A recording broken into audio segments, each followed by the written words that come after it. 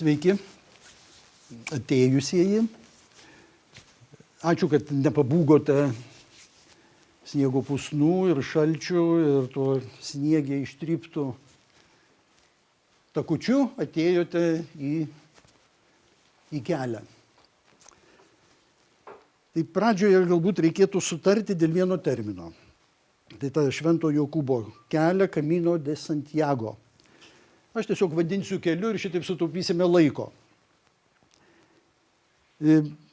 Nueiti tą kelią prancūziškojų maršrutu, tai ne kaži koks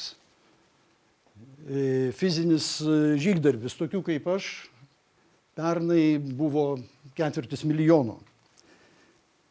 Galbūt kiek labiau autentiški tai yra tie įspūdžiai apie kelią, bet jie nebūtinai yra faktinė tiesa. Tie įspūdžiai linkia keistis, betarpiški buvo, betarpiški beeinant keliu, jau po metų, beveik po metų. Vieni iš jų išbluko, kiti galbūt paryškėjo. Todėl aš nežadu kažkokios akademinės tiesos, kažkokio tikroviško, objektyvaus kelio. Galbūt net priešingai, aš kelią kažkuria prasme gal net išsigalvosiu. Ir tai bus mano dėlionė tų įspūdžių, tų faktų, tų prasmių. Taip, kaip man atrodo teisinga. O kitas keliauninkas galbūt tą kelią sudėliotų ir kitaip. Kelias sulaukė didelio dėmesio per paskutiniosius gal 20 metų, apie jį rašo ir kalba teologai, ir mokslininkai, ir pasauliečiai, ir tikintieji, ir žurnalistai, ir blogeriai, ir galų gale tie patys keliautojai. Tai yra tas didelis toks choras, bet šiandien paveikslą mes kursime fortepijoniniu trio. Sakykime, įspūdžių smuikas, sociologo komentarai, tai violončelė ir muzikiniai pamąstymai fortepijonu. Taigi Švento Jokūbo kelias yra, matote, tas tinklas kelių visoje Europoje. Ir galiausiai tie keliai atveda į Ispanijos Galisijos regiono sostinę Santiago de Compostela. Populiariausia šio tinklo atkarpa tai yra tas 800 km prancūziškasis kelias. Jis prasideda Pirienų kalnuose, taip rytuose. Jis kerta Baskų kraštą Ispanijos Navaro regione. Paskui seka vynais garsus Riojos regionas. Ir geltona, oranžinė juosta parodytas tas Kastilijos ir Leono regionas, tai toks Ispanijos aruodas su savo banguojančiom ir nebanguojančiom lygumom. Ir galiausiai kelias įkopė į Galisijos kalnus. Taigi 85 metais, kaip matote, kada pradėta registruoti tų keliauninkų einančių kelių skaičius, keliauninkų tai buvo keli šimtai, o jau 24-aisiais apie 500 000 ir maždaug pusė jų ėjo būtent tuo prancūziškuoju keliu. Žaliais stulpeliais parodyta nuėjusių skaičius per taip vadinamais šventaisiais metais, kuomet Švento Jokūbo šventė Liepos 25 dieną sutampa išpuola sekmadienį. Na ir savaime suprantama, Covidas irgi paliko savo pėdsaką tą duobę lankomume. Taigi prancūzišką kelią keliauninkai įveikė vidutiniškai per 35 dienas, eidami maždaug 6 valandas per dieną. Ir vaizdumo dėliai skruzdėlė per tą patį laiką nuropotų nuo Vilniuje, nuo Gedimino prospektų, nuo Žvėryno tilto iki katedros, 1,8 kilometro, nuropodama 2,5 mm per sekundę greičiu ir 50 metrų per dieną. Tai va tokia yra skalė. Taigi skruzdėlė ropoja į Vilniaus katedrą, o keliauninkas į tą Santiago de Compostelą. Arba išvertus tai Švento Jokūbo žvaigždžių lauką. Campus Stele, žvaigždžių laukas. Ir legenda pasakoja, kad 9 amžiui atsiskyrėlis toje vietoje matė krintančias žvaigždės, girdėjo antgamtinę muziką ir papasakojo apie tai vyskupui, o šis rado ten kapą su Švento Jokūbo palaikais. Toje vietoje pastatė katedrą. Medinį karstą su palaikais perkelė į sidabro skrynę kriptoje po pagrindiniu altoriu. Kelyje į Santiago de Compostela katedrą prireikia 2 žodžių. Pasisveikinimo ar palinkėjimo ispanų kalba buen camino.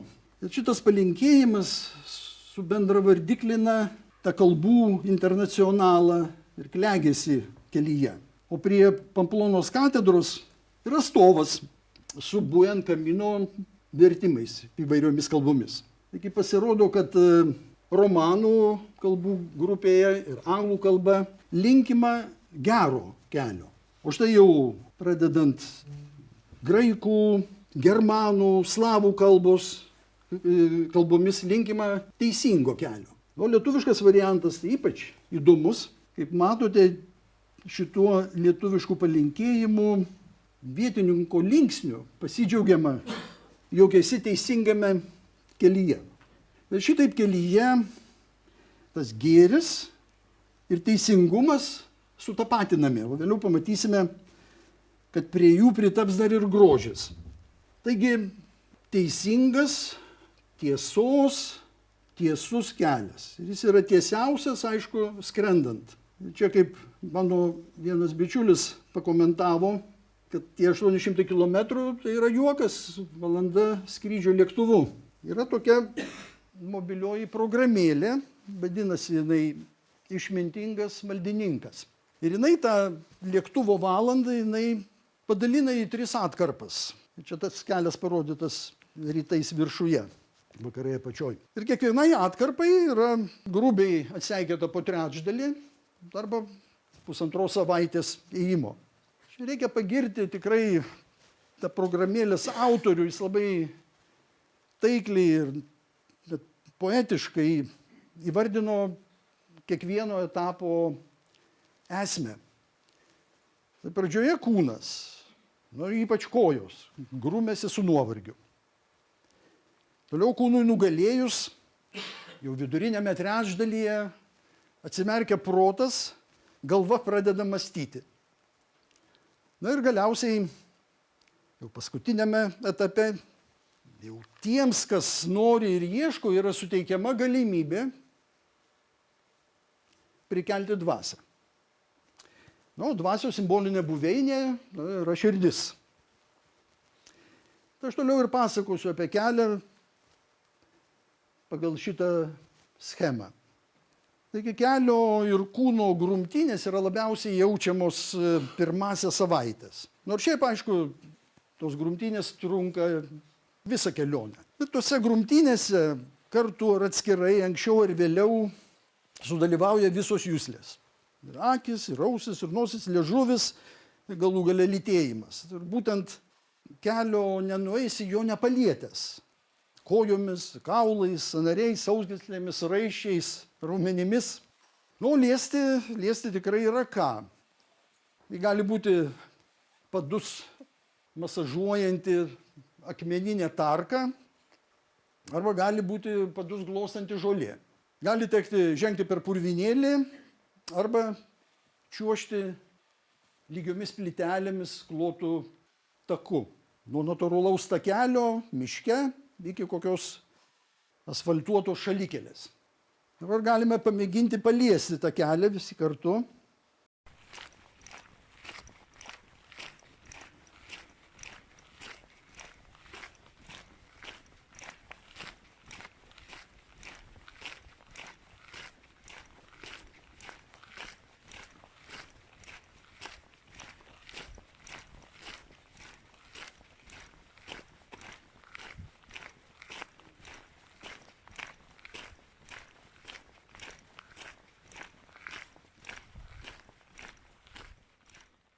Taigi,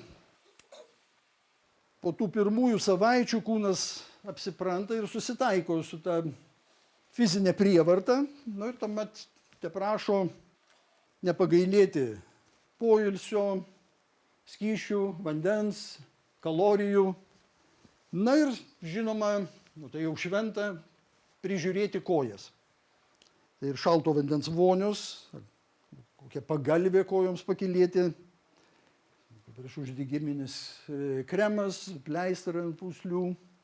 Su batais man pasisekė, jie atitarnavo ne tik iki Santiago, bet dar ir papildomą 100 kilometrų iki Atlanto. O šiaip batas kelyje, tai yra tiesiog institucija. Ir ta institucija yra šlovinama. Matote, toks vienas dažnai sutinkamų memorialų batui, keliauninko batui. Taigi kelyje be kojų grūmėsi ir nosis. Įsivaizduokite, taip, šiaurinė Ispanija, taip, tai yra galvijai ir jų fermos, tvartai, ganyklos, o dar ir laukai, vynogynai, daržovių, grūdinių kultūrų, žolinių laukai. Ir tai yra pavasaris, dar pavasaris ir visą tai reikia patręšti. Na, o ten, kur tręšiama, ten ir kvapelis neišvengiamai. Todėl ta gyvenimo druska ir jos kvapus teko suuostyti nosiai. O kartais net ir langus tekdavo užsidaryti, kad išsimiegoti. Protas pradėjo markstytis galbūt anksčiau, nei gal prognozavo ta programėlė. Dar antrą kelionės dieną atradau šitą paminklą Baskų krašte. Baskų tautai apginusiai laisvę pergalėje prieš Karolį Didįjį. Tas Karolis Didysis, Šarlemanas, 8 amžiuje buvo pirmasis Europos vienytojas. Europos komisijos pastatas Briuselėje pavadintas jo vardu. Pasirodo, kad tą pergalę Baskai pasiekė Roncevalo mūšyje 8 amžiuje. Šitas paminklinis akmuo Roncevalyje, teko ten nakvoti. Bet nustebino kitkas. Pasirodo, tame mūšyje žuvo Šarlemano karvedys Rolandas. Jo vardu pavadintas netoliese kelyje esantis šaltinis. Nu ir galiausia, kur ta intriga, kas čia įdomiausia yra. O tai, kad tas Rolandas yra Rolando giesmės herojus. Pramuštgalvis drąsuolis. Ir kovėsi Rolandas tame mūšyje ne su krikščionimis baskais, bet su arabais musulmonais. Kovėsi toje giesmėje. Ta giesmė tai 11-12 amžiaus seniausias prancūzų epas. Ir jį kūrė pirmųjų kryžiaus žygių laikais. Taigi Rolando giesmė, jinai buvo tokios juodos propagandos kūrinys kovoje su musulmonais. Na, tokia yra Europos tradicija, prireikus galima ir meluoti. Na, o Švento Jokūbo prancūziškojo kelio pradžia yra pažymėta šituo melu. Nu, jau vėliau protui atsimerkus pasitvirtino lietuviškos patarlės išmintis, kaip pasiklosi, taip išsimiegosi.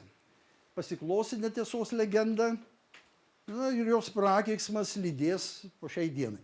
Tas Baskų krašto autonomijos konfliktas su Ispanijos, Prancūzijos centrinė valdžia, jis yra kiek aprimęs, todėl apie jį aš nekalbėsiu, bet kelyje per Kastilijos ir Leono regioną afišuojamos jau kitos istorinės politinės nuoskaudos. Tos nuoskaudos jos kaupėsi 900 mečius tarp kadaise buvusių atskirų Kastilijos ir Leono karalysčių. Tai šiandien tos karalystės yra apvienytos į vieną regioną, administracinį regioną ir pešasi užrašais ant atrodytų santarvės kelio. O jau artėjant link Galisijos, kelyje panašiai irgi užrašais pešasi Ispanijos centrinė valdžia su galisų kalbos ir kultūros aktyvistais. Čia ispaniškos H ir J yra pakeistos į F ir H galisų kalboje. Be tų regioninių trinčių afišuojamos ir kitos politinės problemos. Pavyzdžiui, primenama, kad vyriausybės valdo ar plauna protus, kad Palestina turi būti išvaduota. Dar kitur, matote, moralizuojama dėl genocido Palestinoje, raginama boikotuoti Izraelį, Jungtinius Arabų Emiratus, išlaisvinti Sudaną, Kongą. Taip pat pasaulyje yra daug skaudulių ir kai kuriuos jų keliauninkai neša tuo keliu kaip tradicinį akmenį, apie tai pakalbėsiu dar vėliau. Tai vėliau pakalbėsiu ir apie maldininkystės dorybės kelyje. O kol kas apie postmoderno pasaulietinės vertybės jame. Ir jos yra signalizuojamos visame įvairovės, lygybės ir įtraukties diapazone. O kas tai įvairovė, lygybė, įtrauktis? Tai yra lietuviškai yra verčiamas postmoderno politinis strateginis standartas. Tas anglų kalba diversity, equity, inclusion. To standarto ideologai jie žada veiksmingą ir teisingą visuomenę, o kelias yra strategiškai pasirinktas to pažado reklaminių skydų. Taigi apie įvairovę. To kelias savaime suprantama. Yra tautų ir kalbų, ir rasių, ir amžiaus įvairovės katilas. Kiekvienas suras savo vėliavą. Pavyzdžiui, aš galėjau pasirinkti net dvi. Ir Lietuvos, ir Sovietų sąjungos. Matyt, tas prekiautojų ženkliukais jau kelis dešimtmečius neskaitė laikraščių. Lipdukų mozaikos. Nu, tai tokios savotiškos stabmeldystės tapatybėms ar tos tapatybių psichozės forma. Kelias lipdukais yra nutatuiruotas nuo pradžios iki galo. Matote, kažkas paliko ir trispalvės tatuiruotę. Taigi kelyje pasirūpinta ir lyčių lygybės simbolika. Ir šita postmoderni skulptūra stilizuotai vaizduoja jau du piligrimus, vyrą ir moterį. Kelyje šiaip netrūksta ir feministinių šūkių. Tai šaunuolės merginos, jūs tai padarėte, ta prasme, nuėjote. Dar, jei jau Britney yra laisva, tai visos moteris turėtų būti laisvos. Taigi, Britney. Ta Britney, tai Britney Spears. Ja dėl psichinių ir psichologinių problemų 13 metų teismo sprendimu globojo tėvas. Galbūt todėl ji dar vis gyva. Na, bet dideliam Feminyčių džiaugsmui teismas pagaliau atšaukė tėvo globą. Na, o tapusi laisva, Britney savo problemų, kaip supratau, taip ir neišsprendė. Na ir ant kelio rodiklės dar toks tipiškai vulgarus, anglosaksiškas, feministinis pasilinkėjimas. Pirmyn kalė. Keistoka, kad bažnyčiai, kuri yra kelio dvasinė vadybininkė, gana postmoderniai interpretuoja ir keliauninkų pastangas ir rezultatus. Nesvarbu, ar nueisi 800 km, ar 100 km nuo Sarijos miesto, rezultatas bus toks pats, įteiks tokį patį sertifikatą. Na ir nepasitenkinimą tokia lygiava mačiau poroje vietų. Jėzus nepradėjo savo kelio Sarijoje. Tai toks priekaištas minioms keliauninkų, kurie ten nueina tą reikalaujamą minimumą. 100 km, tam sertifikatui gauti. O galbūt tai ir pastaba ir tai pačiai bažnyčiai. Ir galiausiai, kalbant apie vertybės, įtraukties signalai. Čia, žinoma, dominuoja seksualinės ir genderinės įtraukties simbolika. Štai, pavyzdžiui, kažkas pasidžiaugia, kad queers bendruomenė pasaulį daro spalvingesniu. Tam pritarė, pavyzdžiui, Velykų dieną vėliavomis prie savivaldybių. Ta pažįstama simbolika, jinai dažnai yra matoma. Tas įtraukties tapatybės ir skelbia ir lipdukai, ir paslaugos. Na, o keliauninkui jau oriai finišuojant Santiago de Compostela, ten jį pasveikina miesto riboženklis.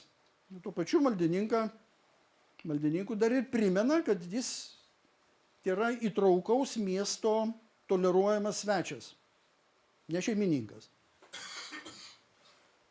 Kelyje netrūksta ir narcisistinio tokio grožėjimosi savimi, savimeilės. Tai ta savimeilė populiariame postmoderno šūkyje – mylėk save, kaip galutinė ir toliau nebedaloma tapatybė. Na, čia pat prisistato tos tapatybės paženklinimo verslas.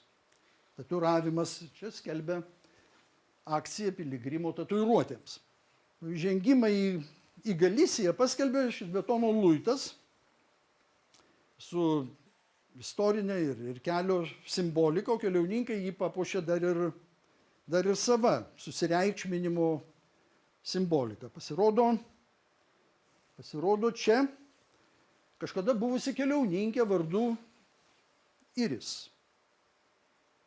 Na, o 23 metų Liepos 3 dieną ir 4 draugų kompanija. Čia būta ir įsimylėjusių, ir blogerių, ir ko tik ten nebūta. Na ir vienas iš čia buvusių šitaip apibendrino keliauninkus. Mes esame tokie stiprus. Na, jau kitoje vietoje radau pritarimą šitam apibendrinimui. Š yra kietas, o mes dar kietesni. Taigi, tęsiant kalbą apie Š, tai keletą pastabų apie postmoderno dekoracijas, tas negrožybės kelyje.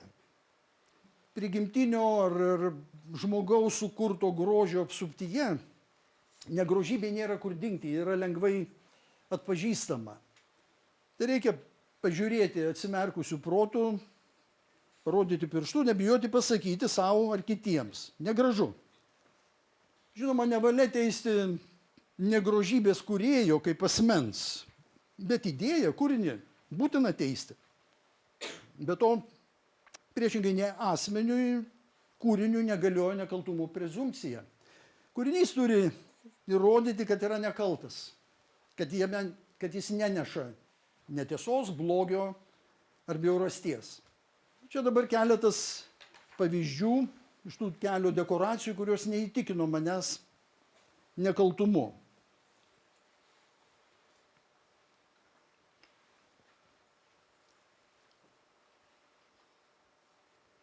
Nu ir galiausiai postmodernas kelyje susireikšmina tokia savotiška triumfo arka. Nu čia ir pretenzija į pergalę prieš bažnyčią, iš jos tai likęs tik kontūras. Nu, tame kontūre jau įsitaiso turisto katedra ir ją simbolizuoja, pavyzdžiui, lankomiausia vieta Santiago norintiems šokolado su sausainiais. Taip, turisto kelyje neapsieinama be dar vienos juslės – liežuvio. Liežuvis grūmėsi su pagunda viską išragauti. Na ir dažniausiai pralaimi. Pralaimėjau ir aš irgi merkiau liežuvį į tą šokoladą. Ir apskritai, kelio turizmas tai kaip šokoladė.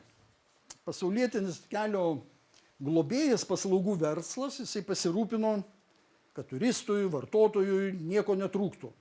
Čia ir transportas turistui, ir bagažui, ir skalbyklos, ir vaistinės, ir masažų kabinetai, ir maisto ir turizmo reikmenų parduotuvės, kirpyklos.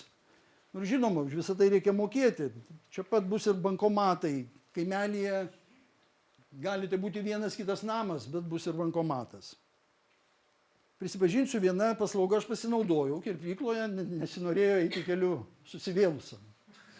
Nu ir galiausiai, jeigu įvyks nepataisoma nelaimė, tai laidotuvių paslaugų verslas, jisai pasirūpins, nepaliks toje nelaimėje. Nu, bet ir koks kelias be stebuklo. Įsiklausykite. Vieno vienuolyno vyndariai vaišino vynu veltui iš krano. Bėda tik, kad susiplanavus nueiti ten ar 20 ar 25 kilometrus, nelabai gali pasidžiaugti didesniais kiekiais to vyno, nes tuomet jau tiesiog nebūtų jėgų. Nu, štai čia yra taip pavaizduotas tradicinis maldininkas, jo užstalė. Maldininkas turi kriauklę ir kaip stalo įrankį, ir kaip kelio dovaną. O čia yra turisto vakarienė didingoje menėje. Jo galima maloniai pasišnekučiuoti, pasipasakoti apie save, išgirsti kitų pasakojimus. O pakeliui paragauti tokios tradicinės lęšių sriubos ir sukirsti kiaulienos kepsnį.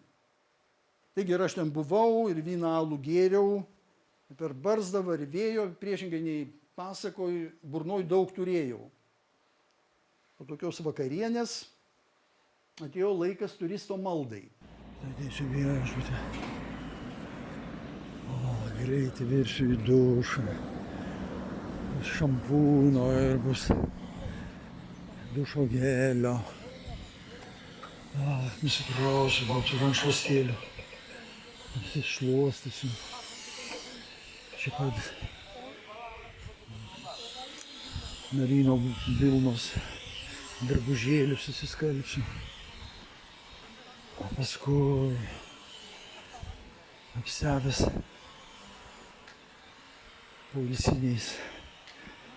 poilsinėmis šliurėmis ar kokiam sandalais išeisiu į miestelį.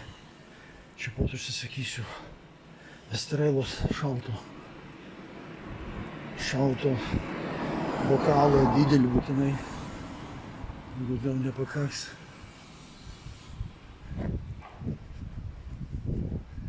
Tada užsisakysiu chelados, ledų, didelis pasirinkimas. Paskui čia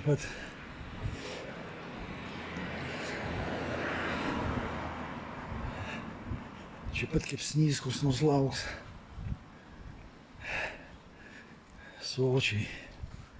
Sočiai kompensuosiu tą vargą, tą diskomfortą patirtą pusdienio eisenos. Tuomet Tuomet pagalvosiu, kaip šaunu, kaip gera būti piligrimu. Taip ir vis tik, nepaisant visų šitų pasaulietinio kelio malonių, kažkoks Russell Kenny liko nepatenkintas. Jis pasiuntė viską ant 3 raidžių. Net Google būtent taip. Google išvertė viską po velnių. Taigi Kompostelos keliu eina kelio kompostas. Jis yra arogantiškas, ciniškas vandalas. Ir kaip matote, gerai įvaldęs tą anglosaksų jaustuką, tą F ir Š, tą keturraidžio universalumą. Taip, žinoma, tas kompostas yra mažuma, bet ji yra rėksminga, įžūli, nepakanti. Štai, pavyzdžiui, skundžiasi vėlgi, kad velniškai yra sunku. Ir pareikalauja, kad kelias išgydytų. Taigi nominaliai katalikiškas kelias galbūt ir imtųsi gydyti, bet postmodernas Šventą Jokūbą patupdė už grotų. Na, o ar kas nors imsis vaduoti Šventą Jokūbą, priklausys nuo to, prisikels ar neprisikels keliauninko dvasia. Tai prisiminkime, kur baigiame. Šventas Jokūbas už grotų. Kaip jį vaduoti? Na, žiūrėkime, kaip sekasi prikeldinti dvasią. Taigi dabar apie tą kelio 3 etapą, kur prisikelia dvasia. Prisimenate Maironį. Aš norėčiau prikelti nors vieną senelį iš kapų milžinų. Tai panašiai norėtųsi prikelti ir išgirsti nors vieną maldininką. Ne milžiną, o vargdienį žemėje, pasirinkusi išvargti tą kelią, vardan savo ar kitų laimės danguje. Tokį maldininką galima rasti skulptūrose, jų daug yra kelyje. Dažniausiai tai yra pavargęs, bet valingas ir orus herojus su pelnyta palaima veide. Na, galbūt toks maldininkas buvo šitas priešpriešiais ėjęs prancūzas su 2 šunimis ir ožkele. Jis iškeliavo iš centrinės Prancūzijos, šiauriniu keliu pasiekė Santiago ir jau prancūziškojų keliu grįžinėjo namo. Taigi jo pastogė tai ta palapinė ir rudenį, ir žiemą, ir pavasarį. O didžiausia problema buvo rasti pašaro ožkeliai. Ožkelė buvusi ypatinga. Dukra ožkos, kurios pienu prancūzas maitinė savo vaiką. Bet ta ožka motina, jinai dėja nugaišo kelionės pradžioje. Taigi nuo prancūzo maldininko palapinės iki dangaus pastogių. Visas kelias tai yra bažnyčių vėrinys. Nuo didingų katedrų miestuose iki paprastų bažnytėlių kaimuose.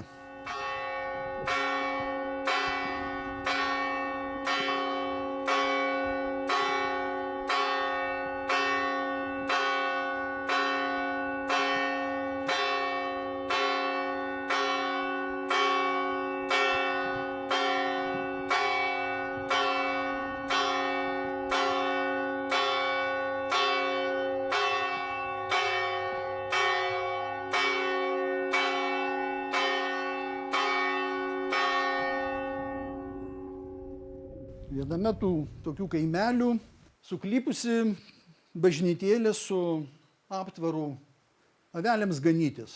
Tokia pastoralinė tiesa ir gėris, paprasta, gražu, ramu. Ir visa tai paskendę tokioj pastoraliniai tyloj. O kągi avelėms, bet jau žmogaus pavidalė, sako bažnyčios autoritetai. Šiaip popiežiai nėra ėję keliu, bet yra nekartą jį komentavę. Štai popiežius Pranciškus mokė keliauninkus, eidamas tylėk, kad medituotum. Įsižiūrėtum, įsiklausytum, aplink ir savyje, o pamatęs ir išgirdęs, mąstytum ir suprastum. Ir pasidalink su kitais tuo, ką supratai, ką patyrei ar turi. Tokia štai yra dvasios prisikėlimo sąlyga. Atrodytų jinai paprasta įvardinimu, bet nepaprasta laikymusi. Bet jei tylėsi, išgirsi. Išgirsi gamtą, tokią nėščią pavasario grožių. Paukščių giesmėmis, rūpių, upelių, šaltinių, ošimų, čiurlenimų ir miškų ir laukų ošimų vėjyje.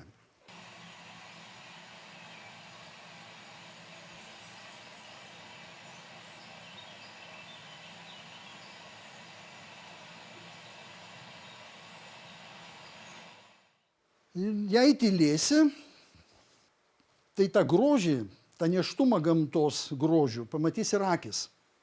800 kilometrų kelyje tos grožybės yra didingos, tokios tolimos, jos lėtai priartėja prieš akį ir taip pat lėtai nutolsta už nugaros.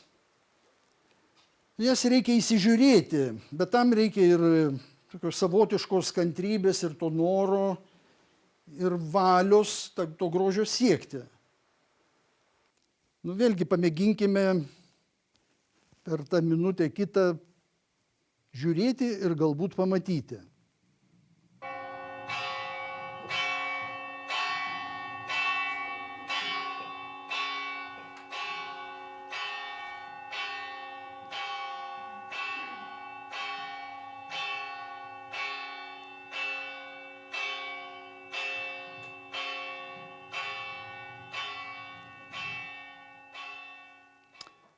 Štai vieną kartą Leono regiono vakaruose tos grožybės prakalbo slėpinio kalba, pasiuntė dangaus manos.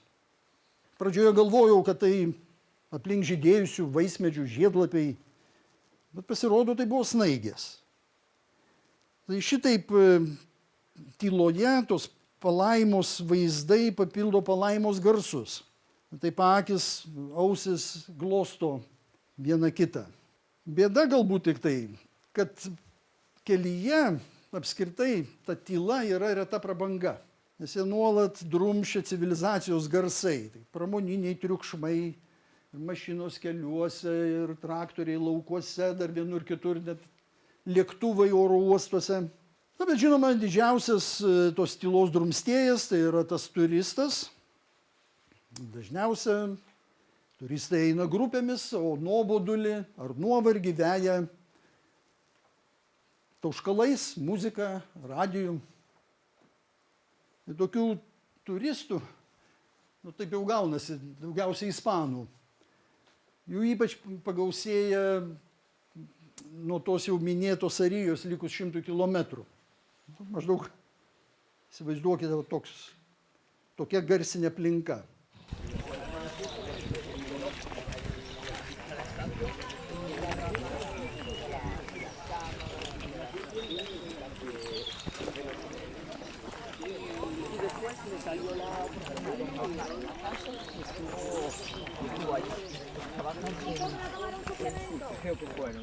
Taigi, jeigu jau nespėjai prikelti dvasios iki Sarijos, tai garsų kakafonijoje po jos vargu ar beprikelsi tą dvasią. Na ir dar apie vieną trukdymą. Galisijoje kiekvieną kilometrą nužymė toks stulpas. Jis parodo, kiek liko iki finišo. Bet įdomiausia yra tai, kad tas atstumas nurodytas metro tikslumu. Sunku suprasti, kam to reikia. Net jei ir sakoma, kad Dievas yra detalėse, bet ar tikrai Dievui yra būtinas toks velniškas tikslumas? O šiaip kelias yra tokioj matavimų nelaisvėje. Tai ir GPS šitos koordinatės ir atstumai nurodyti ženkluose ar skaičiuose, ir telefonų numeriai, ir kodai, laiko grafikai. O dvasiai, kaip žinia, žemiški matavimo vienetai nerūpi.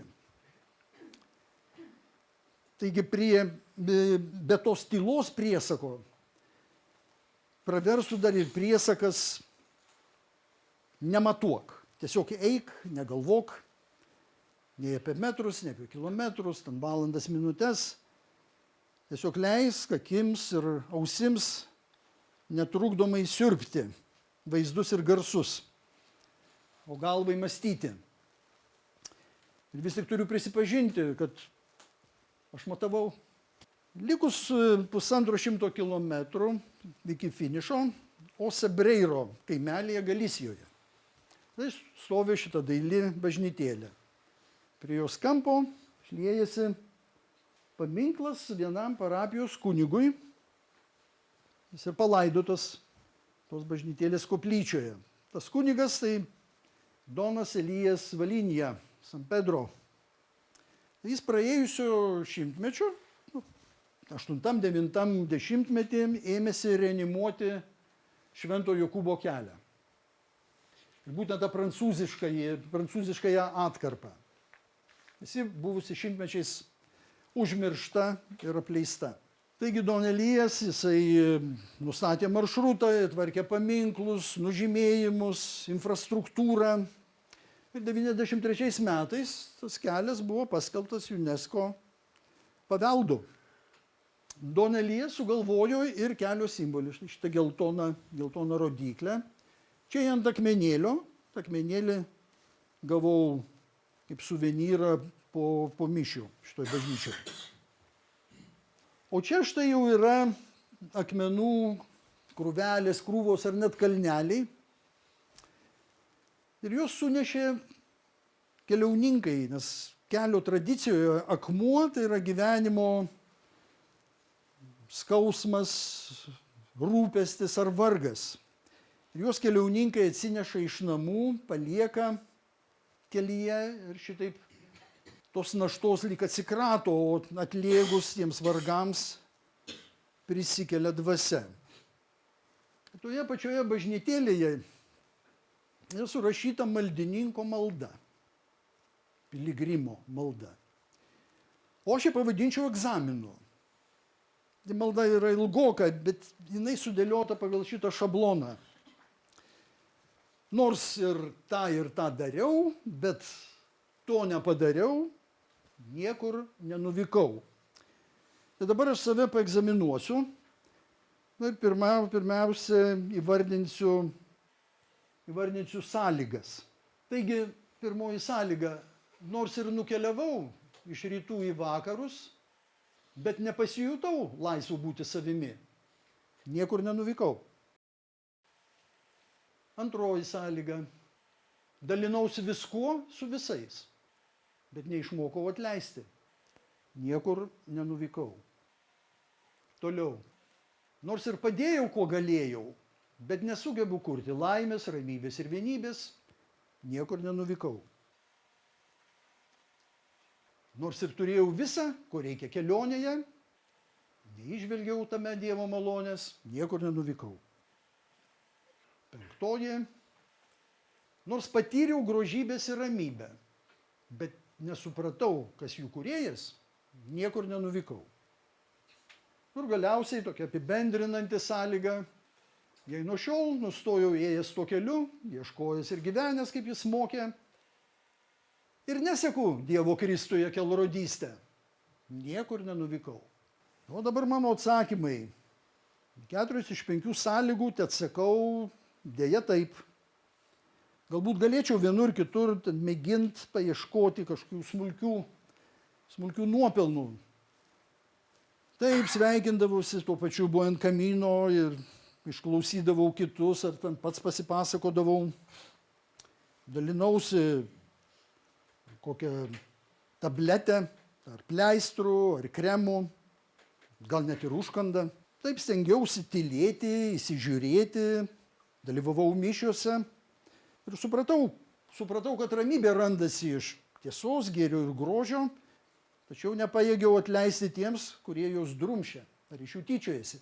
Taigi galbūt už ausų pritamtas 1 balas iš 5 galimų. Taigi egzamino neišlaikiau. Turisto egzaminą išlaiko visi, o maldininko matyt nedaugelis. Taigi po tokios nesėkmės klausimas, tai ką man to reikėjo? Prieš kelią buvo smalsi nežinia, o kelio pabaigoje 2 žvakės. 2 žvakės tėvams. O 100 kilometrų ėjimo tyloje, tai pagerbimas ir atsiprašymas už ne visuomet sėkmingai išlaikytą sūnaus egzaminą. Tai toks tas mano atsineštas ir ten paliktas akmuo. Na, o dabar apibendrinkime, ką išgirdome, ką pamatėme ir ką supratome. Bet prieš tai siūlau paklausyti, ką prieš 50 metų suprato vienos baladės autoriai. Ir tai, ką suprato, jie rėkte išrėkė.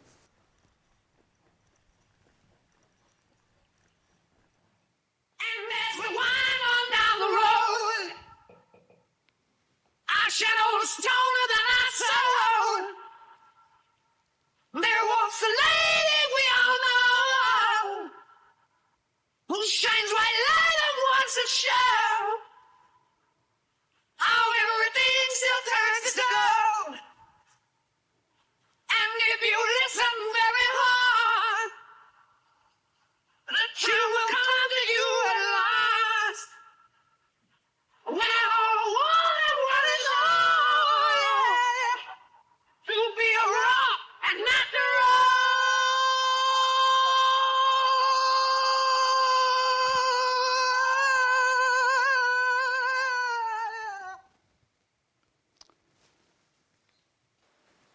Taigi, turbūt išgirdote mūsų pokalbio pavadinimą. Čia yra išpažintis per įsiklausimą ir giesmė apie bendrystės uolą. Tai yra apie teisingą kelią. Na ir kasgi tie aiškiaregiai, tos baladės autoriai. Nu tai elitinio roko hipiai. Jie pasigėdo teisingo kelio dar 14 metų prieš jo reanimavimą Ispanijoje. Savo kelią jie pavadino laiptais į dangų, o tais laiptais te galima kopti glėbyje vieni kitų. Deja, šiuo metu nėra aišku, kaip tas glėbis galėtų rastis šiandien. Tokioj pasiklydimo tapatybėse epochoje. Na, bet kita vertus, baladė pamokė, kaip išmatuoti, kiek tais laiptais yra užkopta. O tiesiog palyginkite, kas ilgesnis, tos ponios aukso geismas, tai yra tas vartotojų šešėlis, ar jos siela. Na ir dabar pamatuokime dvasios prisikėlimą kelyje. O to prisikėlimo formulė, jinai yra paprasta, tai vartotojo šešėlio ilgio skirtumas kelio pradžioje ir pabaigoje. Na ir pusiau juokais, mano dvasia prisikėlė 1 centimetru. Tai ar daug, tai ar mažai.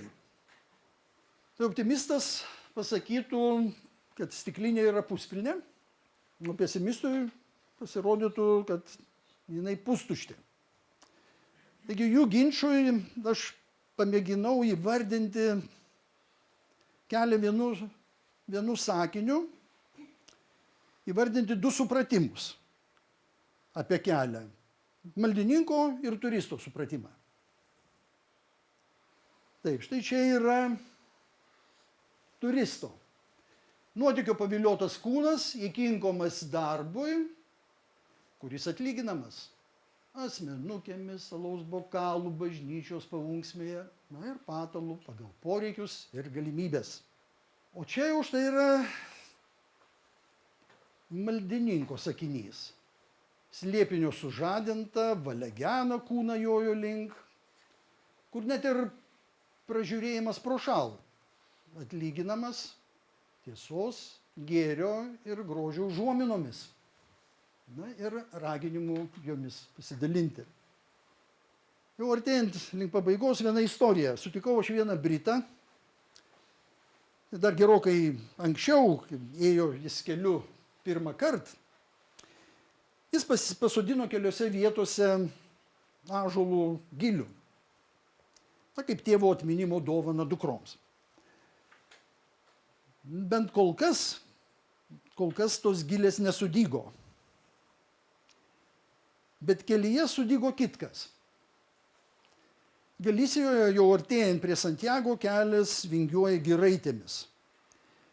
Tuose giraitėse vešlūs ąžuolai sumišę su apdriskeliais eukaliptais.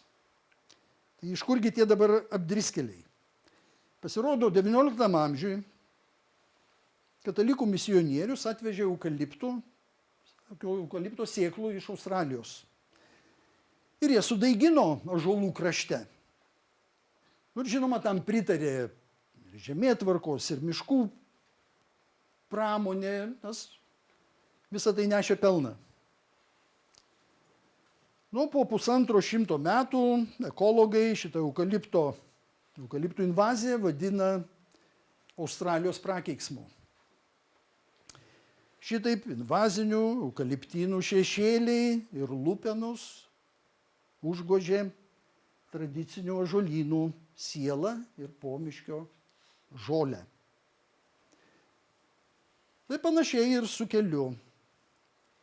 Per 40 metų po jo katalikiškos reanimacijos ir vartotojiškos eksploatacijos rezultatas maždaug toks. Nei tai kryžius, nei tai griuvena. Norėjau visai pabaigai post scriptum. 2017 metais inauguruotas Camino Lituano. Tai yra Švento Jokūbo kelio atkarpa Lietuvoje. Ir kelio tinklalapyje pasidžiaugta, kad tai yra gyvas socialinis, kultūrinis, ekonominis reiškinys. Ir aš čia pusiau juokais užklausiau Google, ar būtent šios savybės yra būdingos popkultūrai. Ir tas dirbtinis intelektas, jisai su entuziazmu atsakė. Tikrai taip, su šauktuku. Taigi tas lietuviškas kelias jau nuo pat pradžių pasirinko atnašauti popkultūrai, sudygti dar vienu eukaliptų Švento Jokūbo kelių tinkle. Ir tam net pasivadino ispaniškai.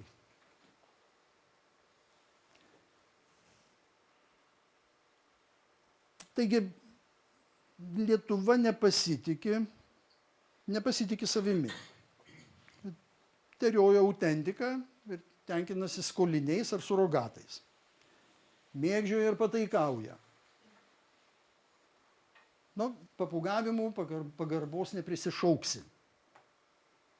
Net ir kolektyviniai tapatybei būsi geriausiu atveju antrarūšis, o blogiausiu atveju Maironio žodžiais išnyksi kaip dūmas. O juk turime savo kelią ir prieš 100-metį su viršum jį mum parodė jau mūsų didžiavyriai. Ir jau galėtume eiti ir oriai sveikinti greta esančių kelių einančius keliauninkus. Nes Švento Jokūbo kelias, Lietuvos kelias galėtų būti gretimi. Pasižiūrėkime į tuos kelius.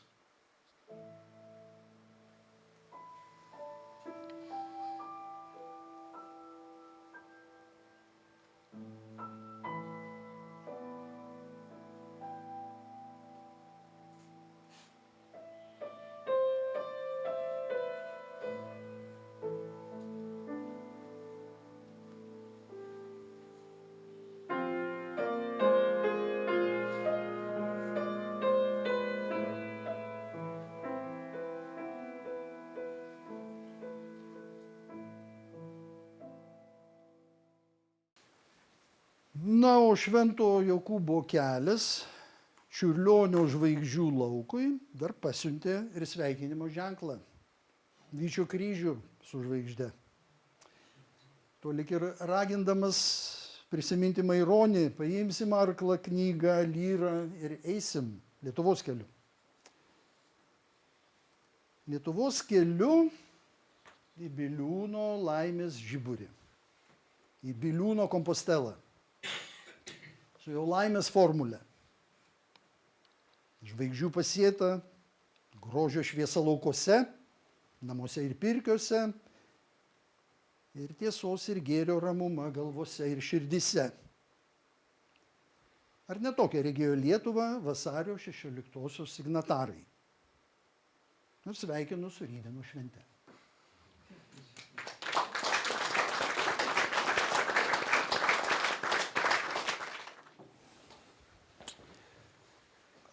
Labą dieną, dar kartą.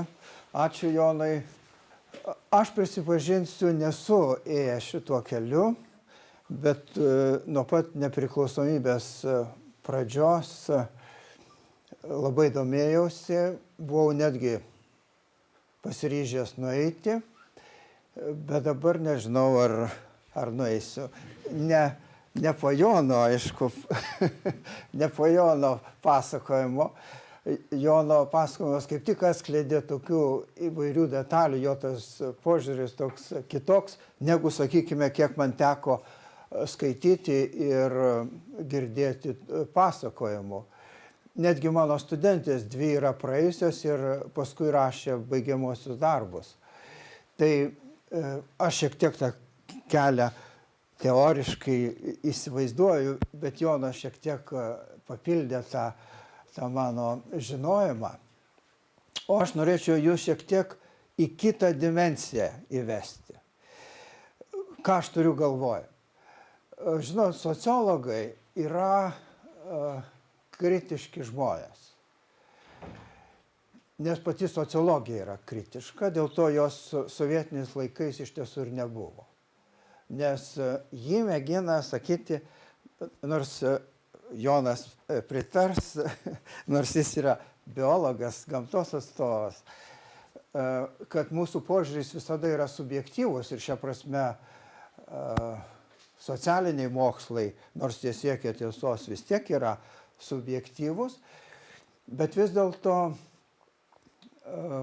pamėginsiu Jono pasakojimą ir apskritai tą Jokūbo kelią patalpinti į tam tikras sociologinės sistemas. Sociologinės sistemas, aš turiu galvoj, kaip sociologija aiškina mūsų pačius, visuomenė ir mūsų čia buvimą. Ir daug kas susilies su to, ką Jonas pasakoja per savo, sakykime, individualų požiūrį ir mėginimą jį suuniversalizuoti, tai aš dar labiau universalizuosiu, tai yra paversiu tokią labiau visuotiną tiesą, kas galėtų būti Jokūbo kelias. Kitaip tariant, galėtų būti, nes vėlgi galima įvairių interpretacijų. Jonas, pavyzdžiui, labai ironiškas buvo. Aš girdėjau tokių atsiliepimų, kurie ten, žinot, džiaugiasi, trykšta, praėję tą kelią. Ir aišku, tų, kurie, kaip ir minėjo Jonas, išgyveno tokius fizinius, kūniškus patyrimus, kurie jiems sugadino visą kelionę. Tai noriu pradėti apie tai, kad Jokūbo kelias yra tam tikra reakcija, tam tikras atsakas į tą visuomenę, kurioje mes gyvename. Ir pamėginsiu šiek tiek įvesti į tas sociologinės, labai atsiprašau, bet šiek tiek įvesiu jūs į tą sociologinę terminologiją. Negaliu tiesiog jos išvengti, kadangi tas mano pasakojimas ir noras įvesti į tam tikrą schemą ir jo, ir tą Jokūbo kelią reikalauja tam tikrų mokslinių konceptų, mokslinių sąvokų. Ir čia yra svarbiausias žodis ta modernioji visuomenė. Sociologai tai yra labai aiški ir apibrėžta sąvoka, nors mes visur ją naudojame ir visi žmonės naudoja, bet iš tiesų tai yra, pamatysit sociologiškai žiūrint, labai aiški, griežta sąvoka, kuri įveda mūsų visus čia esančius į tam tikrą sistemą. Noriu sugrįžti prie Jono vienos skaidrės, kuri iš karto, žinot, sociologui pasižiūrėjus, iš karto klaus, o kodėl čia pradėjo visi eiti? Kurių galbūt staiga jie ten puolė žmonės. Nu, ne staiga laipsniškai, bet kiekvienais metais didėja. Ir užtikrinu, kad 2026 jų bus dar daugiau. Ir klausimas, kodėl? Kodėl žmonės eina? Iš Jono mes galėjom suprasti. Arba galėtų Jonas dar kartą mums pasakyti, o kodėl Jonai jūs ėjot?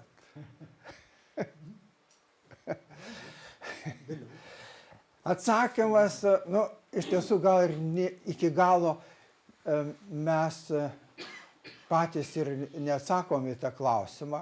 Gal kai kurie atsako, kai kurie užrašo ten, žinot, matėt įvairius savo išgyvenimus iš F raidės, dar kokius ten ir taip toliau. Va. Bet čia šitas paveikslėlis patalpintas į moderniosios visuomenės tam tikrą koncepciją, leidžia kažkiek suprasti tuos žmonės, kurie ten ryžtasi eiti. Ir tada sugrįžtų prie to klausimo ir iš dalies atsakymo, kodėl aš arba kas nors kitas turėtų eiti ar norėtų eiti šituo keliu. Žinot, kai aš tą klausimą savo uždaviau kažkada, tai po ilgus svarstymų, daugiau ar mažiau, man praėjo noras ten eiti. Tai todėl, kad kritiškai, kaip sociologai, kritiškai žiūrėdamas, tu prarandi tą stiprų pirminį motyvą, va ten būti, pabūti. Ir jeigu aš savo užduoju tą klausimą, tai matot, pirmoji hierarchijos vietoje iš karto parašiau malda. Ir Jonas ten eidamas matė, va tai, kad ten yra iš dalies žmonių yra, kurie eina, visi eina. Nežiūrint to, kad Jonas patvirtins 75 procentai, aš susiradau tą informaciją, jie patvirtina, kad eina dėl dvasinių dalykų pirmiausia. 75, vadinasi 25 procentai eina šiaip kažkokių kitų motyvų vedini, bet svarbiausia 75 procentai dėl dvasinių motyvų, nes jie gauna tą tikrą pažymėjimą. Jonai, kokį pažymėjimą jūs gavot? Nes ten yra įvairių kategorijų. Šiaip pažymėjimo formatas jų yra tas pats, bet įrašo tik atstumą, nuo kur eita. Tai čia galbūt tas skirtumas yra. Tai šiek tiek nuopelno tam tikras įvertinimas vis tik yra, nors aš taip gana... Taip, gana taip. griežtai- Bet jeigu žmogus pasako, kad jis, nes ten reikia užpildyti anketą, jeigu žmogus pasako, kad jis eina šiaip savo pasivaikščioti, išbandyti save ne dėl religinių, nes ten pirmiausia žmonės turėtų eiti dėl piligriminio kelio, dėl savo tikėjimo, dėl savo išganimo ar savo nuodėmė ir taip toliau, kaip kažkada eidavo į Jeruzalę, į Romą ar viduramžiais į Santiago, Jokūbo šitą bažnyčią. Tai ar toliau, jeigu žiūrėsime, ar dėl gražaus karštovaizdžio, kurį mums labai gražiai Jonas pristatė, ar dėl tos nuostabios architektūros, ar pagaliau dėl savo, sakykime, išbandymo, ar savęs ten ieškojo. Nes keletas mano pažįstamų ten ėjo, tiesiog save norėjo įmesti į šitą, sakykime, kaip srautą. Ten save įmeti ir paskui tu jau galvoji, ką tu jauti, kaip tu reaguoji, kas ten su tavim vyksta, jeigu nesi sociologas. Nes vėl priminsiu, sociologai į viską žvelgia kritiškai. Nes jie turi teorijas ir paaiškina, kas vyksta su tais žmonėmis visuomenėje. Ir tada pereinu prie tos esminio savokos modernioji visuomenė. Apie ją aš paskui trumpai labai įvesiu jūs, nes man reikia tų savokų, kad aš galėčiau paaiškinti, kas vyksta. Tai žiūrėkit, jeigu žmonijos istorija maždaug prieš 400 tūkstančių metų, prieš 300 tūkstančių metų tas Homo sapiens atsiranda, tai čia nesimato, modernioji visuomenė yra maždaug paskutiniai 200 metų. Be galo trumpas laikas žiūrint su visą tą žmonijos istoriją. Ir va šitoj visuomeniai, modernioj visuomeniai vyksta tam tikri procesai, į kuriuos mes norime ar nenorime reaguojame. Kitaip tariant, galima daug kas surasti, kas vyksta čia pas mus aplink, gero ir blogo, kaip reakcija į tą moderniosios visuomenės vystymas. Nes mes esam kažkuria, ne kažkuria, bet tiesiogiai priklausomi nuo to, ką ta modernioji visuomenė daro. Žinot, aš čia tarsi jums dabar pasakau, kad modernioji visuomenė nėra tai, ką mes kūrėme, bet tai, kas mums yra primesta. Čia sąlygiškai, iš tiesų mes kūrėme, bet žiūrėkit, paprastas pavyzdys. Modernioji visuomenė, jos esminis bruožas yra pramonė, arba industrija. Šia prasme mes esam nuo jos priklausomi, mes ją plėtojame kiek tai įmanoma, nes ji mums suteikia visą gėrį, kokį mes ten norime. Ir yra daug tokių įvairių procesų, kurie, tarsi nuo mūsų nepriklausomi, nes mes norime, kad jie būtų. Bet suprantat, kai mes sukūrėme tos dalykus, mes taiga pradedame į juos reaguoti ir elgtis atitinkamai, ar džiaugtis, ar liūdėti, nes tai, ką, pavyzdžiui, pramonė sukuria, yra ir mūsų gėris, ir kita jo pusė yra blogas. Tai va modernioji visuomenė, šitas 200 metų laikotarpis sukuria tokias struktūras mūsų visuomenėje, kuriuose mes, kaip, tokie žmonės, kur reaguojam ir pradedame vienaip ar kitaip elgtis, iš tiesų nelabai suvokdami, kad tai yra mūsų reakcija į tą vieną ar kitą būklę. Ir aš keletą jums tik tai, šiuo atveju ne keletą, bet parodysiu, labai greitai tą skaitė. Va, žiūrėkit, čia yra visa iki buvusi ta visuomenė tradicinė, o čia yra tie 200 metų. Šitie 200 metų mūsų moderniosios visuomenė yra jau padalinami į dvi tokias dalis.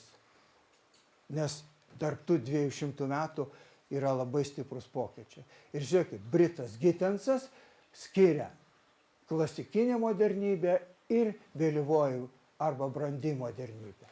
Prancūzai skiria modernybę ir postmodernybę. Šiaip sociologai, aš šiek tiek paprieštarausiu Jonui, šiandieną nelabai mėgsta naudoti postmodernybės terminą, todėl kad tai žymi ne tiek laikotarpį, kiek mąstymo tam tikrą būdą.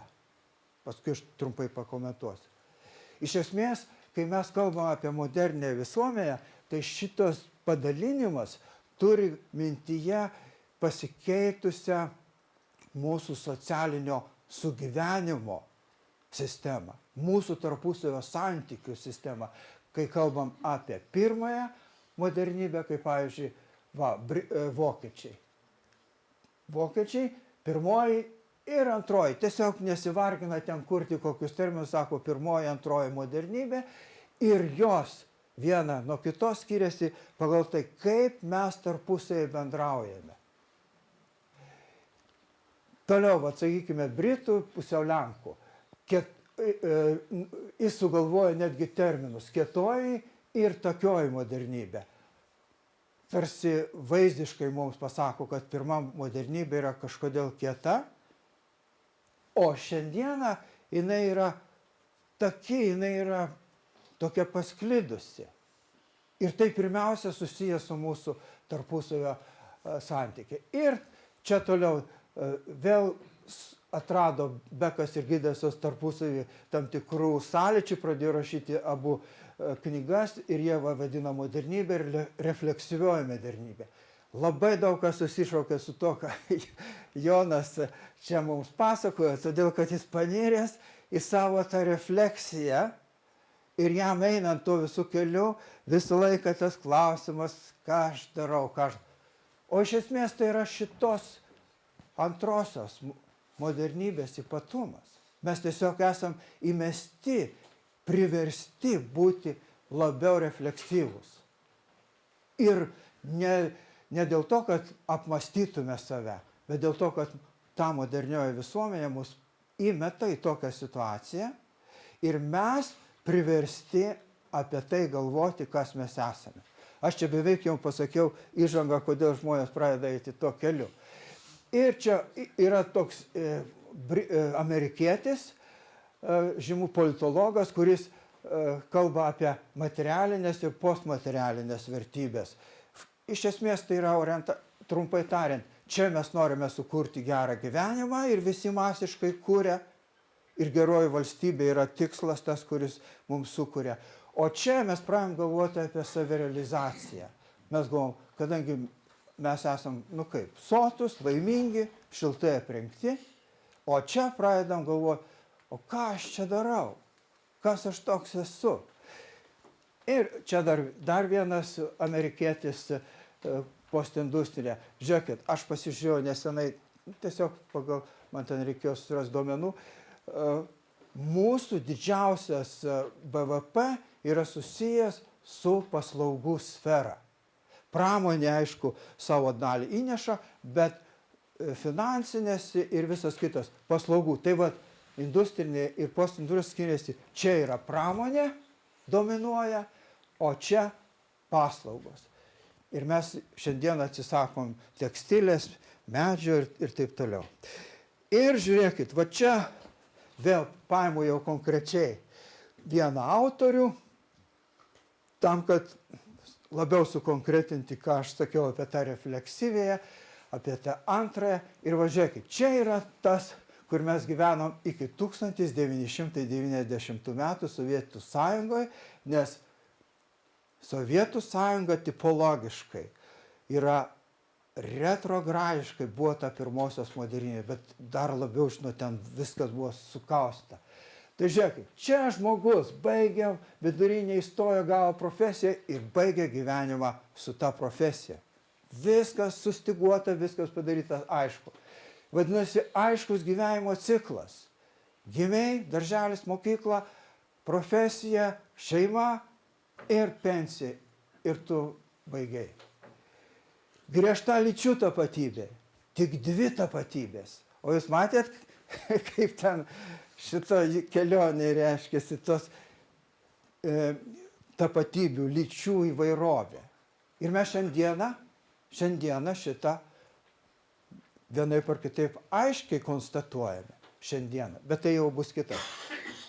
Mokslo vaidmuo. Tiesiog mokslas išstumia viską ir mes tikime iliuziškai, bet tikime, kad mokslas mums viską pasakys ir atsakys į viską. Nuo 19 amžiaus pabaigos kaip ten. Ir va, tikslas gerovės valstybės - sukurti kuo jaukesnę, kuo turtingesnę, kuo sotesnę visuomenę. Ir šitie visi dalykai 20 amžiaus pabaigoj, vat būtent to laikotarpiu, kai atgimsta šitas Jokūbo kelias, keičiasi modernioji visuomenė. 9-10 dešimtmetis 20 amžiaus, jis yra tas laikotarpis, kai keičiasi modernioji visuomenė. Ir čia pasikeičia pirmiausia ekonomika. Ekonomikoje, žinot, atsiranda, ką reiškia sisteminis nedarbas. Tai reiškia, kad vienos ekonomikos šakos išnyksta, atsiranda kitas. Vadinasi, žmogus dirba, turi profesiją ir staiga nėra tos ekonomikos srities. Ir jis neišvengiamai, jeigu čia aš neįdėjau kitų tam tikrų požymių, tiesiog, kad nenoriu jūsų labai apkrauti, jeigu čia ekonomika yra maždaug pastovi ir jinai kyla iki tos gerovės valstybės, kaip visi pati, čia mes jau turime visiškai kitą situaciją. Čia yra bankrotai, naujos technologijos, naujos ekonomikos rytis ir taip. Vadinasi, tas žmogus yra, priklausomas nuo tos labai besikeičiančios situacijos. Ir dėl to neapibrėžtas tas gyvenimo ciklas. Žiūrėkit, jūs gal pastebėjote, bet aš pastebėjau ant mūsų studentų. Jie baigia bakalaurą ir magistro sugrįžta tik po metų arba po 2. Kodėl? Todėl, kad jie važinėjasi po Europą, po pasaulį, kažką daro ir paskui, jeigu tai yra geri studentai, jiems reikia toliau. Čia tas vadinasi gap, jie atideda. Bet ne tik dėl to. Jau minėjau, keičiasi profesijos ir taip toliau. Žmogus atsiranda, jam reikia čia taip vadinamas viso gyvenimo mokymosi situacija. Kai mes baigiam profesiją, po kiek laiko mums reikia vėl iš naujo mokytis ir taip toliau. Kodėl aš taip, jūs dabar čia vis kišu, noriu jūs privesti prie tos situacijos, į kurią buvo atsidūręs Jonas. Tiesiog jo ta būsena, kurią jisai pasirinko, jinai yra universalesnė mums.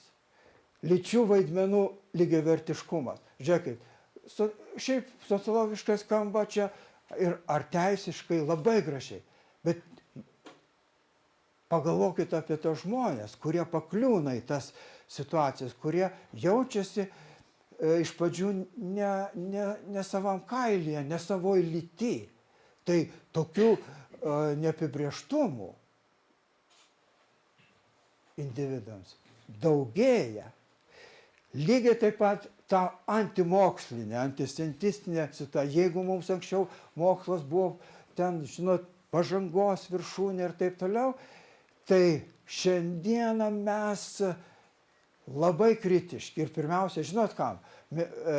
Medicinai, kaip pavyzdys, kuri remiasi mokslu. Žmonės šiandieną labai aiškiai suvokia, kad gali būti gera medicina ir gali būti bloga medicina. Ta prasme, jie jau turi tam tikrų žinių iš visokių kitokių šaltinių prisirinkę, jinai būna prieštaringa ta informacija labai ir pakankamai kritiškai žiūri į sveikatos priežiūros sistemą, į jos tą gydymą. Tai čia tik pavyzdys, bet ta antimokslinė pozicija yra pakankamai stipri. O ką atsitinka tokiu atveju? O tokiu atveju žmogus, suprantat, jeigu jis jau negali būti dėl daugelio dalykų tikras, ką anksčiau mokslas galėjo vienaip ar kitaip sukurti tą iliuziją tikrumo, jam pasidaro ne visai jauku. Ir čia atsiranda tas reliatyvumo pojūtis.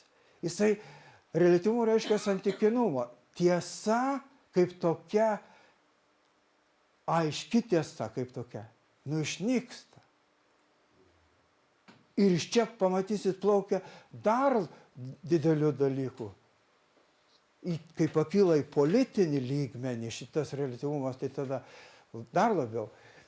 Ir čia vienas, kaip žiūrėkit, reakcija, tas pilietinis dalyvavimas, bendruomenės klubai ir taip toliau, kur yra vienas iš tų procesų, kuris būdingas jau vėlyvai modernybė, pasakyti, kaip pozityvus tam tikras veiksnys, kuris leidžia mums vienaip ar kitaip pasijusti tvirtesniais, kai mes dalyvaujame su kažko kartu. Ir čia yra šitas požymis svarbu, kurį aš vėl susijęsiu su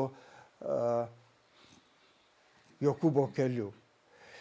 Ir dar vienas dalykas – individo atsakomybės didėjimas, kuris yra irgi išbandymas.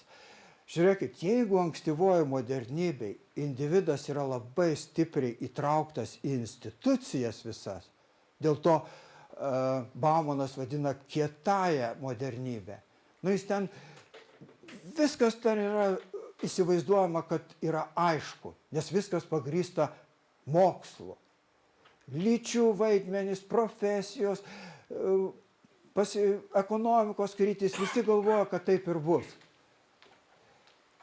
Ir individai yra įtraukti, tarsi jiems, primeta. Gerovės valstybė iš esmės žmogų sukausto. Čia yra jos kita pusė, neigiama galėtume pasakyti.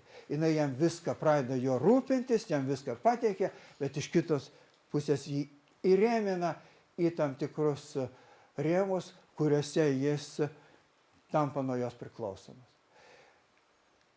Vėlyvoji modernybei visas šitas nyksta, todėl to, kad mes pirmiausia pradėjom suvokti, kad ta tvarka yra iliuzinė. Ir čia individas, žinot kas, pavyzdžiui, dvi sritis, kurios mes irgi tyrinėjom. Švietimo sistema ir sveikatos sistema, kurioje šito individo atsakomybė yra labai aiški. Kodėl? Todėl, kad individas dabar nėra išmokomas ir neturi išmokomas iki galo turėti kažkokią, sakykime, žinias ir profesiją ir tave paleidžia iki tavo pensijos. Individas dabar kažką gauna, o paskui turi pats viską mokytis, pats viską daryti, ant jo atsakomybės yra jo žinių kaupimas iš esmės ant jo. Ar tai lengva? Ne. Dėl to ta vėlyvoji modernybė ir pradeda, suprantat, kurti tokius individus, kuriem pasidaro nejauku. Lygiai kaip, žiūrėkit, sveikatos šitoj srity. Žinot, kaip medikai sako? Mes, sako, gaunam tik tai jau rezultatą jūsų sveikatos, o už sveikatą atsakingi jūs patys esate. O tie autoriai, kuriuos vadina, irgi aš pavartosiu tą žodį postmoderniais, vadinasi vėlyvosios tos modernybės autoriai, sociologai, jie žinot, ką sako? Kad sveikatą žmogus sukuria gimdamas. Tiksliau nesukuria, pradeda kurti. Arba net jau negimęs motinos iščiose, ten jo sveikata prasideda. Ir šia prasme jis per visą savo gyvenimą sveikatą turi pats sukurti. Ar tai lengva? Ne. Ir čia aš tik taip pateikiau kaip pavyzdžius, kokia sistemiškai yra tų visų individų situacija. Ir aš tada nesustosiu prie Baumano, kuris irgi apie daug ką čia kalba, va, kieta ta šita modernybė ir ta taki modernybė. Jūs matote, aš tiesiog važiuokit, tik tai vieną dar savoką, novadizmas, tai yra keliavimas. Mes, asmuo, iš esmės pradeda keliauti per savo gyvenimą ir keisdamas gyvenamą vietą, darbą, partnerį, vertybės, ir tai yra masiškai. Atrodytų, suprantat, mes patys šitą renkamės. Nu, iš dalies taip. Bet kita vertus, mus ta aplinka įmeta į tokią situaciją. Ir žinot, tokioje situacijoje vėl žmogus arba individas, nu jis nesijaučia labai saugus. Ir prieisiu prie to, ką jau minėjau, kad modernioji visuomenė turi be galo daug iššūkių, kuriuos mes vienaip ar kitaip turime įveikti. Ir individams čia yra, žinot, pakankamai didelė našta. Iki modernioji visuomenė, jinai neturėjo, nu, būdavo ten visokie iššūkiai, bet neturėjo dėl to, kad iki modernios visuomenės vystymasis yra lėtas ir dar daugiau. Jisai yra orientuotas į tradiciją, į praeitį ir siekia atkurti tą praeitį. Nors jam nelabai tas sekasi, bet iš esmės ideologiškai jie siekia atkurti. Modernioji visuomenė, jinai visą laiką žiūri į priekį, jai reikia naujo. Ir šią prasme jinai nuolat papuola į tos įvairius iššūkius, kurios turi tie individai vienaip ar išgyventi. Ir važiuokit, čia atsiranda tiek įvairiuose lygiuose trinamos tos ribos tarp gėrio ir blogio, tarp tiesos ir netiesos. Politikoje mes šiandieną labai aiškiai tai matome, o tiesos čia pirmiausia yra susijęs su tuo pažinimu, jo reliatyvumo.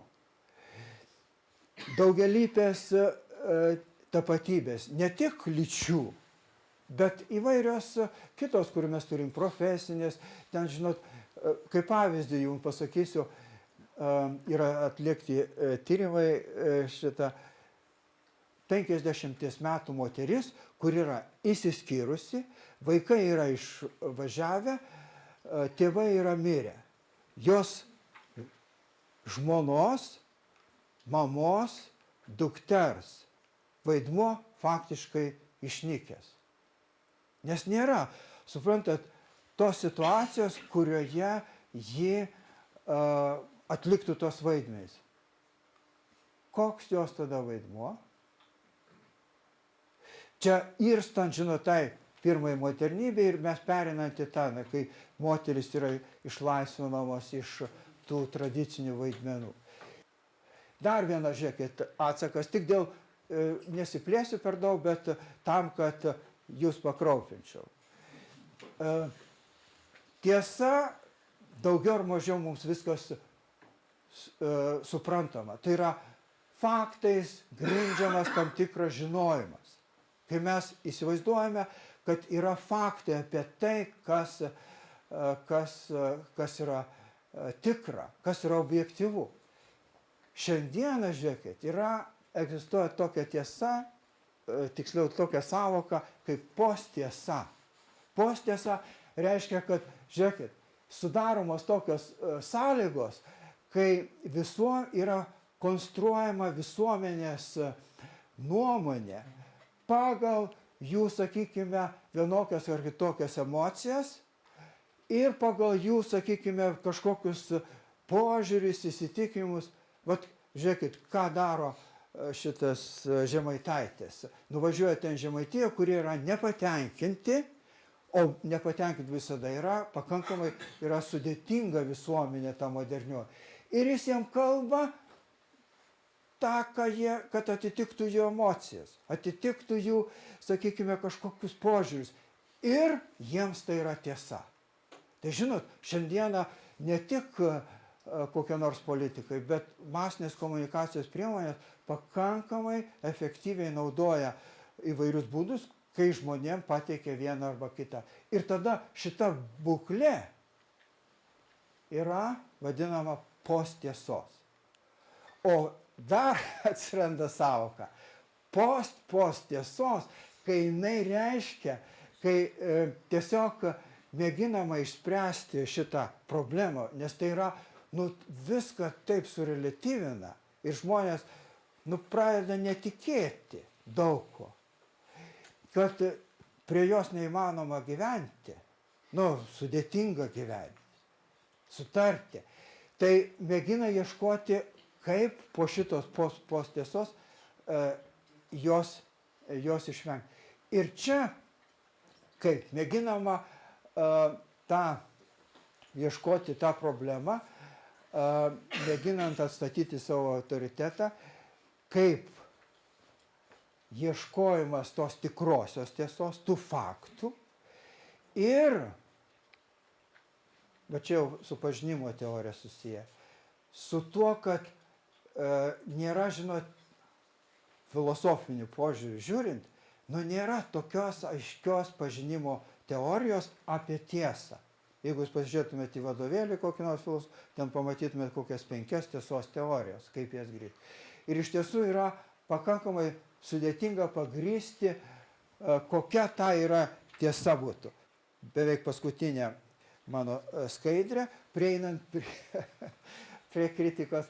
Vat pavyzdys irgi iššūkis moderniosios visuomenės sekuliarizacijai, į pasaulėjimą. Nebejotinai, kad 19 amžiaus pabaiga, 20 amžiaus pirmoji pusė, ten tas pasaulėjimo procesas arba jisai išstūmė labai stipriai žmonių tikėjimą. Religijos vaidmuo liko toks, sakykime, labiau asmeninis ir jos vaidmuo gyvenime kaip ir mažėja. Ir čia, žiūrėk, nežiūrint to, atsiranda tų religinių judėjimų, jie vadina nauji judėjimai, aš čia jums jų nevardinsiu, bet jų yra tokia gausybė. Ir tokios grupės, rytietiškų bendrijų, naujos kažkokios turinčios savo šaknis tradicinėse mūsų religijose, ar sektas jas vadina, bet sektomis nenori vadinti, kadangi tai yra neigiamas konotacija, reikšmė, tai ieškoma naujų judėjimų ir jų yra tiek daug. Kodėl? Todėl, kad tas poreikis dvasingumui, jisai išlieka. Ir Jonas jau sakė, tas kelias yra kaip tam tikras kultūrinis simbolis. Kaip kultūrinis simbolis, kuris iš tiesų turi tuos visus savo elementus, kuris yra efektyvus. Arba, tiksliau tariant, labai tikslingai gali pasiekti savo tikslus. Tas kelias turi visus tos elementus, kuriuos aš prieš tai jums minėjau, bet jis kartu kaip visuma yra tam tikras kultūrinis reiškinys ir tai yra kaip tam tikra reakcija, kaip tam tikras atsakas į tai, ką žmonės šiandieną jaučia. Tiesiog jisai leidžia tiem žmonėms išgyventi ir tam tikrus egzistencinius savo klausimus vienaip ar kitaip mąstyti, ir savo tapatybę pasitvirtinti daugiau ar mažiau. Ir dėl to tokį kultūrinį reiškinį galima sukurti bet kur galima surasti tuos visus elementus. Aš dėl to kreipiuosi į merę, kad tą kelią jūs galite sukurti Zarasuose. Tik reikia atrasti tuos visus elementus ir juos iškelti. Juos iškėlė, Jonas priminė, iškėlė kaip, beveik komerciškai, kaip tam tikrą, sakykime, vieną arba kitą komercinę veiklą naudingą. Bet kita pusė jos, kodėl jinai tokia yra efektyvi? Todėl, kad jinai leidžia tiems individams išgyventi tai, kas jiems yra svarbu. Ar jie ten suranda save, ar nesuranda, čia yra kitas klausimas. Bet tai yra kultūrinis reiškinys, tai yra kultūrinis atsakas į tą mūsų moderniosios visuomenės būklę. Ačiū.